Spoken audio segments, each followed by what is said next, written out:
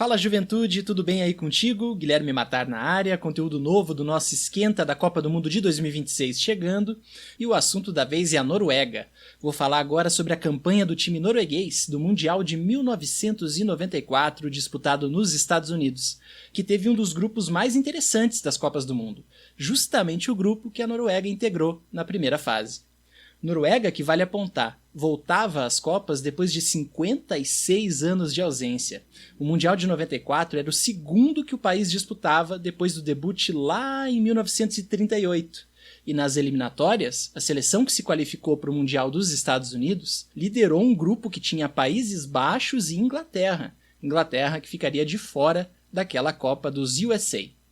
Bom, se eu tivesse que definir num termo o grupo que a Noruega ficou no Mundial de 94, seria acirrado, por conta da classificação final do chaveamento ter sido definida nos detalhes, entre noruegueses, italianos, irlandeses e mexicanos.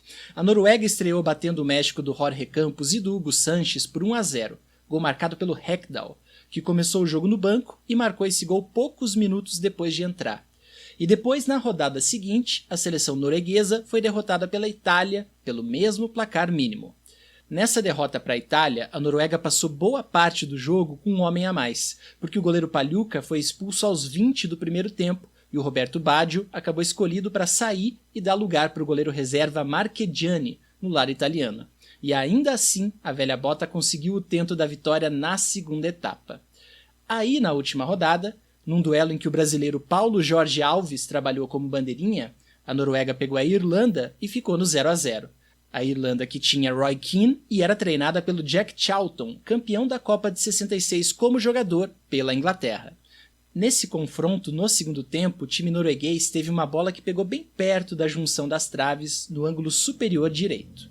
Então, resumindo essa primeira fase, a Noruega tinha ganho do México por 1-0, perdido para a Itália por 1-0 também, e empatado com a Irlanda sem gols. 4 pontos somados, saldo neutro. E acontece que no final dessas 3 rodadas, todo mundo no grupo ficou com os mesmos 4 pontos e também com saldo zerado de gols. A diferença para determinar as posições foi o número total de gols marcados por cada equipe. O México pegou a liderança da chave por ter feito 3 ao todo. Irlanda e Itália ficaram em segundo e terceiro por terem feito 2 gols. E aí a Irlanda ficou na frente da Itália por ter vencido o confronto direto entre elas. Essas 3 seleções, México, Irlanda e Itália, passaram para os playoffs. A Itália, futura finalista, passando como uma das melhores terceiras do Mundial. E a Noruega acabou eliminada em quarto no chaveamento por ter feito só 1 gol nos 3 jogos que realizou. Aquele gol do Hekdal no jogo de estreia com os mexicanos. De fato, para você ver, como eu mencionei antes, um grupo acirrado, né? Além dessa curiosidade de todo mundo na chave ter ficado com a mesma pontuação e mesmo saldo, e aí a Noruega ter ficado em quarto por ter feito menos gols que os demais, essa equipe que representou os noruegueses na Copa dos Estados Unidos, ela tem um paralelo muito interessante com o time titular norueguês que bateu a Itália por 4-1 recentemente, nas eliminatórias para 2026, agorinha.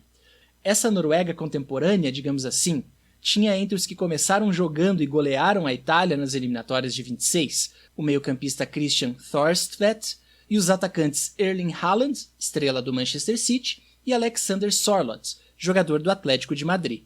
O Christian Thorstvedt é filho do goleiro titular da Noruega de 94, o Erik Thorstvedt. Já o Erling Haaland é filho do Alf Inge Haaland, que foi titular contra o México e contra a Itália no torneio dos Estados Unidos. E o Alexander Sørloth é filho do Goran Sørloth, titular na despedida norueguesa daquela Copa contra a Irlanda. Bom, é isso, juventude. Isso que eu queria dizer sobre a Noruega que jogou a Copa do Mundo de 1994 e que formou num dos grupos mais impressionantes, se não o mais impressionante, no sentido de definição dos classificados para uma fase seguinte de Mundial. Um abraço e até a próxima.